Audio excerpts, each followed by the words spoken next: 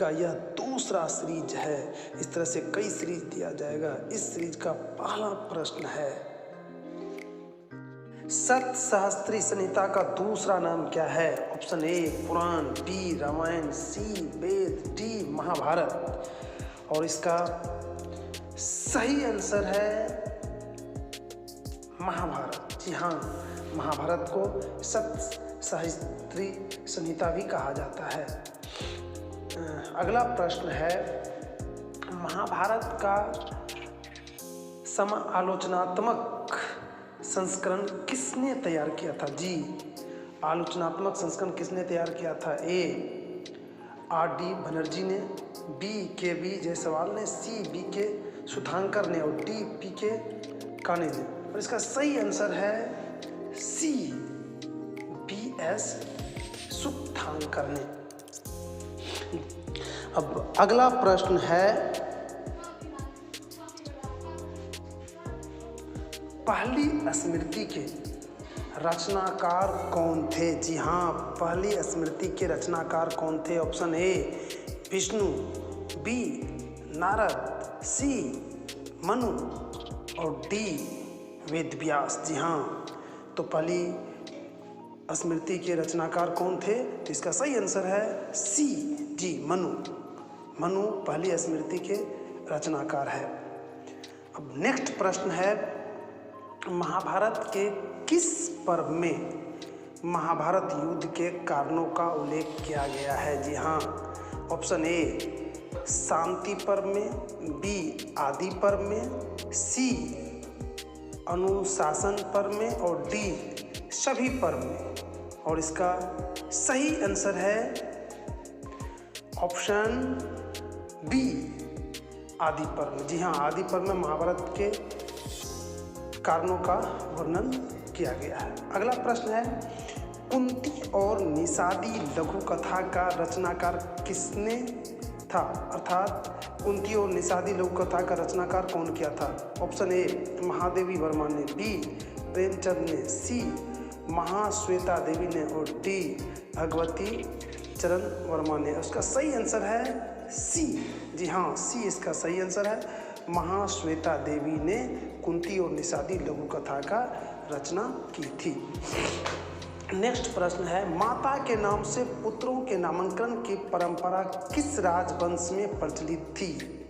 Option A Maurya में, option B Kushan में, option C Vakataka में और डी सातवाहन में। और इसका सही आंसर है ऑप्शन डी सातवाहन में। जी हाँ, सातवाहन में वंश थे, उसमें माता के नाम से पुत्रों का नामकरण शुरू किया गया था। नेक्स्ट प्रश्न है, मनुस्मृति में कितने प्रकार के विवाह का उल्लेख किया गया है? जी हाँ, मनुस्मृति में कितने प्रकार के विवाह का उल्लेख किया गया है? Option A 10, option B 6, option C 4 और ऑप्शन डी 8। और इसका सही आंसर है ऑप्शन डी 8। जी हाँ, 8 प्रकार के विवाह का चर्चा किया गया है मनुस्मृति में। नेक्स्ट प्रश्न है, पुरुष सूक्त का उल्लेख किस ग्रंथ में किया गया है? जी हाँ, पुरुष सूक्त का उल्लेख किस ग्रंथ में किया गया है? ए ऋग्वेद में, बी यजुर्वेद में, सी रामायण में, डी महाभारत में। और इसका सही आंसर है ए। जी हाँ, ए ऋग्वेद में पुरुष सूक्त का उल्लेख किया गया है। अगला प्रश्न है, द्विज द्विज के अंतर्गत किस वर्ण को रखा गया है? जी हाँ, द्विज के अंतर्गत किस वर्ण को रखा गया है? ए में प्रथम वर्ण को, बी में द्वितीय वर्ण को, सी में प्रथम तीनों वर्ण को, जी और डी में सभी वर्ण को। इसका सही आंसर है सी प्रथम तीनों वर्ण को। जी हाँ, इसका सही आंसर है प्रथम तीनों वर्ण को। अब नेक्स्ट प्रश्न है, मंदसौर अभिलेख में व्यवसायियों के किस श्रेणी का उल्लेख किया गया है? जी हाँ, मंदसौर अभिलेख है, उसमें किस व्यापारिक श्रेणी को उल्लेख किया गया है? एक में वस्त्र बुनने वाले को, बी में रेशम बुन बुनकर का, सी में स्वर्णकार का और डी में टोकरी बनाने वाले का। उसका सही आंसर है बी। जी हाँ, रेशम बुनकर का उल्लेख मंदसौर अभिलेख में किया गया है। अगला प्रश्न है,